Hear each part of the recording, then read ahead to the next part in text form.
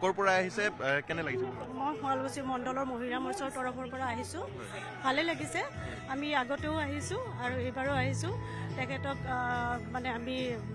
জন্মদিনৰ শুভেচ্ছা জ্ঞাপন কৰিবলৈ তেওঁ আৰু মানে তেওঁৰ দেহা মন সকলো ভালে থাকক তাৰোপৰি তেওঁ আমাৰ অসমৰ কাৰণে যিমানখিনি কৰি গৈছে ভগৱানে তেওঁক আশীৰ্বাদ কৰক যেন তেওঁ আকৌ মানে ভগৱানৰ আশীৰ্বাদ পাই তেওঁ যেন আকৌ মানে শক্তিৰে তেওঁ কাম কৰিব পাৰে হাতত বৰ ধুনীয়া কিবা এটা উপহাৰ আনিছে কি আনিছে যদি অকণমান দেখুৱাই হয় কামাখ্যা মন্দিৰৰ মূৰ্তি মই আনিছোঁ বনাই আনিছোঁ এইটো অৰ্ডাৰ কৰি দাদাৰ কাৰণে আৰু এখন ফুলাম গামোচা হয় আৰু এখন ফুলাম গামোচা আমি পাণ্ডু খদিলাৰ পৰা আহিছোঁ পাণ্ডু খদিলাপুৰ জালুকবাৰী সমষ্টি গতিকে মানে আপোনাৰ দাদাৰ লম্বা আয়ুস মানে হিচাপে মানে আশীৰ্বাদ দিব আহিছোঁ আৰু আশা কৰোঁ তেখেতৰ দিনত মানে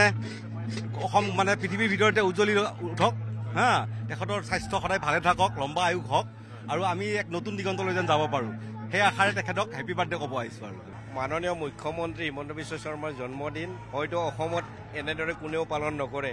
স্বতঃস্ফূৰ্তভাৱে গোটেই মানুহ ওলাই আহে আৰু এইটো এটা বিশেষ দিন বুলি অসমত আজি প্ৰচাৰ হৈ আছে বহুত দূৰ দূৰণিৰ পৰা মানুহবিলাক আহে আজি আমাৰ সৰ্বকালৰে বুলি শ্ৰেষ্ঠ মুখ্যমন্ত্ৰী বুলি ক'লেও ভুল নহয় কাৰণ আমি বিগত দিনত যিমান মুখ্যমন্ত্ৰী দেখিছোঁ তাৰ ডক্টৰ হিমন্ত বিশ্ব শৰ্মাৰ যিটো কৰ্মস্পৃহা যিটো জাতিক লৈ দেশক লৈ ৰাজ্যক লৈ তেখেতে কাম কৰি গৈছে দিনে নিশাই সেইটো আমাৰ কাৰণে সৌভাগ্যৰ বিষয় অসমীয়া জাতিৰ কাৰণে সৌভাগ্যৰ বিষয় আৰু মই এইটোৱে ক'ব খুজিছোঁ আজি তেখেত অসমৰে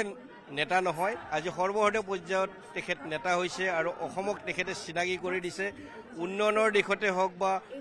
অন্যান্য ক্ষেত্ৰতে তেখেতক লৈ আমি গৌৰৱবোধ কৰোঁ আমি আশা কৰোঁ অনাগত দিনত ভগৱানে তেখেতক আৰু শক্তি দিয়ক সাহস দিয়ক কৰ্মস্পৃহা দিয়ক যাৰ দ্বাৰাই অসম তথা ভাৰতৰ এজন সুসন্তান হিচাপে তেখেতে কাম কৰি যাব পাৰে আমিতো একদম উত্তেজিত হৈ আহিছোঁ মুখ্যমন্ত্ৰী ডাঙৰীয়াৰ আজি জন্মদিন আমাৰ কাৰণে অসমবাসীৰ কাৰণে ডাঙৰ গৌৰৱতে এনেকুৱা এজন মুখ্যমন্ত্ৰী আমি পাইছোঁ যিজনে দিনে ৰাতি অকল ভাৰতবৰ্ষতে নহয় বিশ্বব্ৰহ্মাণ্ডত আপোনাৰ অসমক আগুৱাই নিবৰ কাৰণে আজিৰ তাৰিখত আমি সকলোৱে গৌৰৱান্বিত অসমীয়া কাৰণ আমি এনেকুৱা এজন মুখ্যমন্ত্ৰী পাইছোঁ যাৰ কাৰণে আমি অসমক নিজক বিশ্ব দৰবাৰত আমি প্ৰস্তুত কৰিব পাৰিছোঁ মই এজন ডক্টৰ হৈও তেখেতৰ লগত যথেষ্ট কাম কৰিছোঁ আৰু এটা উত্তেজিত হৈ থাকোঁ যে তেওঁৰ নিচিনা এজন অভিভাৱক সদায় ভাল সুস্বাস্থ্য হৈ থাকে তাকেই ঈশ্বৰত কামনা কৰিছোঁ আমাৰ মাসকলৰ পৰা বাইদেউসকলৰ ভণ্টিসকলৰ পৰা ল'ৰা ছোৱালী সকলোৱে তেখেতক আশীৰ্বাদ দিছে আৰু আমি আমাৰ সৌভাগ্য যে আমি এনেকুৱা এজন মুখ্যমন্ত্ৰীৰ আণ্ডাৰত আমি অসমত আমি কাম কৰিবলৈ চেষ্টা কৰিছে পাইছোঁ